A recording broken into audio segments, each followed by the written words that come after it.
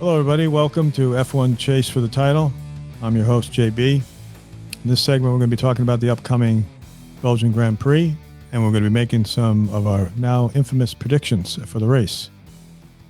With me, as always, I have Dr. Bill. Say hello to the folks. Hello, everyone. Chase, speed racer up there. Hello. And Steve, how you doing? Doing awesome. All right, so we're going to hope you've gotten your passports ready because we're going to Belgium, and we're going to be going to Spa, the famous course that we've been racing there since 1950, I believe, in Formula One. The race is 44 laps. Cover the track itself is 7 kilometers, which is about 3.5 miles. Dr. Bill, you do the math? Yeah. And the lap record is 1 minute 46 seconds and some change from Valtteri Bottas in 2018.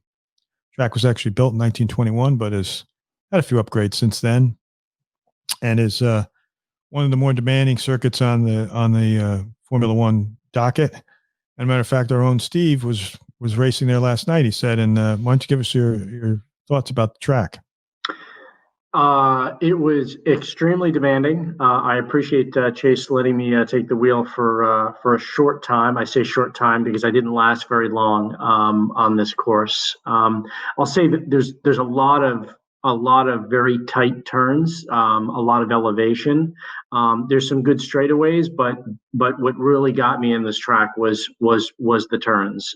Very tight S turns, and it's just a very demanding physical course, and it's a really long track. 44 laps for the race, right? Which is unusual. Yeah, it's long. Yeah. You felt after one lap, Jason made reference to this before, but it is physically exhausting going through it all. The race itself will cover 308 kilometers, which is about 150 miles. Is that right? Like that, is that right? Oh. Yeah, no, that is, yeah. So that's a long race, and legends have won there. I think the first F1 race they had, as a matter of fact, I think Juan Fangio was the first winner. So this is not a place for the weak of heart or the weak of body because it's always very competitive. So I think it should be interesting. Weather, I had looked that up, and I think unfortunately looks like a chance of showers all weekend. On Sunday, as of this morning, when I looked at it, it looked like a chance of rain was like 66%. So tire choices will be key. And I think I think I was looking at it, they had the C2s, the C3s, and C1 tires. So I think it was 2 mediums and 1 soft, I believe, if I had that correct. So tire selection, as always, and tire strategy should be always an issue with these races as they come up. So what are we thinking about in terms of the race, and do we think it favors again Mercedes because of just the nature of their cars, or do you think there's somebody we're not thinking about that might have a particular advantage, Steve, on this circuit?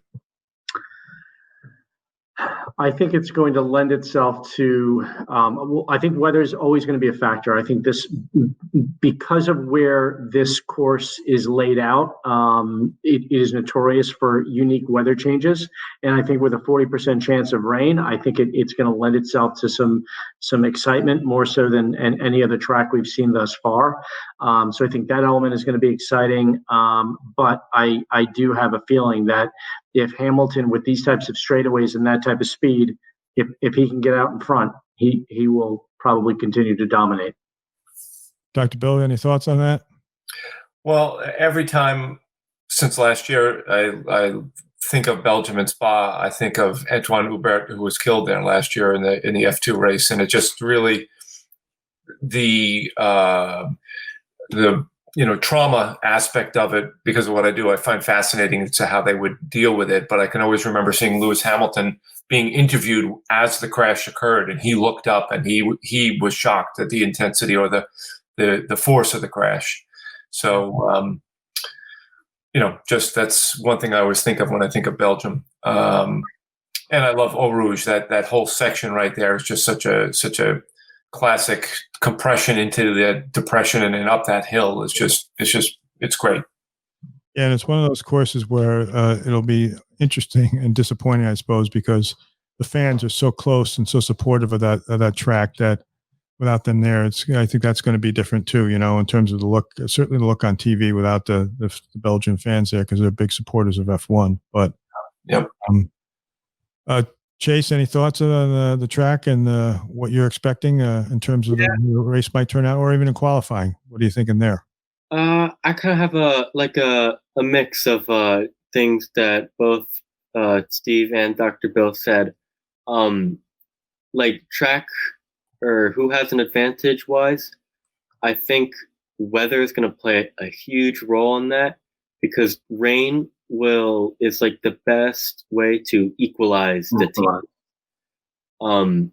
And I know turns, I think they're 12, 13, and then 18, 19, which are 2 chicanes, because this track just has really, really hard chicanes. Rain is gonna be a big deal with that. So I think a team with a really good team that can turn well, so I guess aerodynamics, that's gonna play a huge role. And then kind of what Dr. Bill said about Antoine. Yeah, that was really bad. Like last year, it affected a lot of them. But I think there's two racers that I think were impacted the most, or I guess not the most, but I know Pierre Gasly was good friends with Antoine, and I know that was really hard for him. I think they were roommates.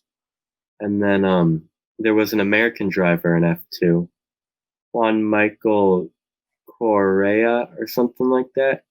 But I'm not sure which one he was, but I know he was involved in the crash and he got hurt pretty badly. He wasn't able to return this season. And I think he was in a coma for a while, but he's doing better now. We'll have to hope for a little bit, hopefully a little bit better opportunity here for clean racing and nobody gets hurt. So, and yeah, it looks like they'll probably add the rain tires to the list of tires, because they basically, like I said, they've got a hard, a medium, and soft tire for the C2, C3, and C4. But all right, time for, I know your favorite segment, because it is my favorite segment. It's Nostradamus time. We've had so many people write in with potential predictions that I have to sift through them this afternoon to figure out which one is best. So let's leave you guys guessing. We've got 6 possible questions that you could have the answer to, but you're only going to pick 2 of 6. 2 of 6. No, 2 point total. So here we go. Number one is Lewis wins by more than 5 seconds for 3 points. Lewis wins by less than 3 seconds for 6 points. Verstappen wins, 7 points.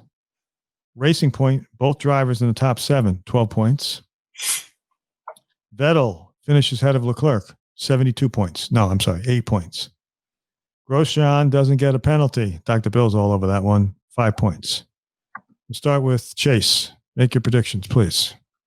I'm definitely going to put one down for a Racing Point, finishes both in top 7. For the 12 points. Wow. Yeah, I think that's a pretty safe one. But okay, all right. I think for the second one, I would have gone with Vettel in front of Leclerc, but they figured that out with the car, so I'm not going to go with that one. I think that I'm going to put my points on Lewis by more than 5 seconds. Another dominant performance you're expecting. Okay. Steve, I see that you already penciled yours in, but why don't you tell the audience which ones you picked? I too am going with Racing Point. I think there's a good chance we're going to get a top 7, both in the top 7 for them this weekend. And I'm going to go with Bill, assuming he goes with our famous Grosjean.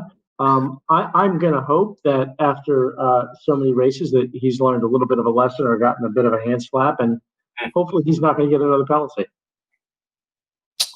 Okay, well, that's a loser. Dr. Bill, what do you think? See, this is what Grosjean has to deal with. Just all the time. He's so much maligned.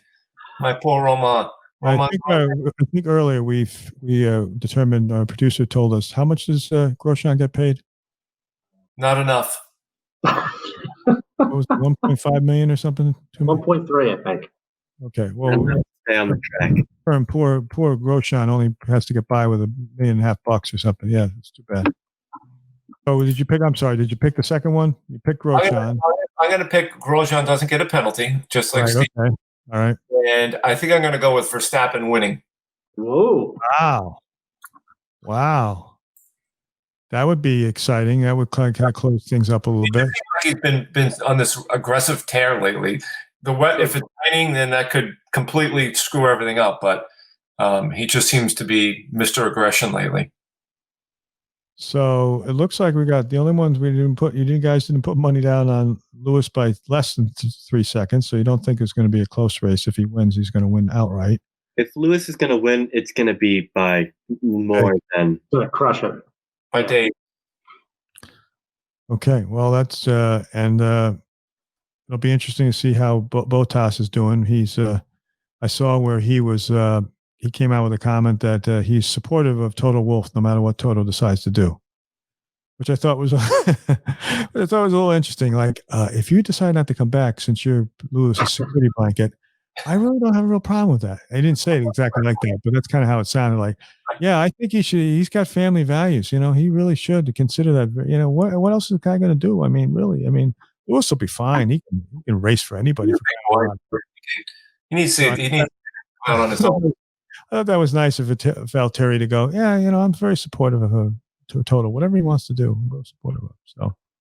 So hopefully we're going to have an exciting race. And like you said, the course itself is a fabulous test of driving skills and endurance. So hopefully there won't be too many accidents and we'll have some good, clean racing. And hopefully the weather won't be a huge factor, but I'm a little bit nervous that it looks like there's a big chance of showers and maybe some heavy rain and during race time, at least maybe the second half of the race. But these guys are pros. That's what they get paid the big bucks for. That'll be good. That'll be good because I remember how excited I was getting when on the Spanish Grand Prix they were showing the weather cams and clouds and those clouds look so ominous. I thought, oh, this is going to be fun. We'll get some rain, but it didn't happen. Dr. Bill hoping for inclement weather. That's very nice. So, all right, guys, any closing thoughts before we end this segment? No, I don't think so. I think it was good to start off with the Indy 500. Again, really disappointed. The only thing that we didn't touch on was the fact that they ended the long race on a caution. Yes. Which you cannot get any more anticlimactic than that. Everybody's figured it out, but Indy. But I guess that's my own personal opinion. Let them fight it out for the last 3 laps. But then again, it could have come down to the accident and not being able to repair that barrier that could have led to it. But it was disappointing. Right. Well, on that positive note about Indy, let's close the show. And as I like to say, folks, just wishing you time in the DRS zone. Take care.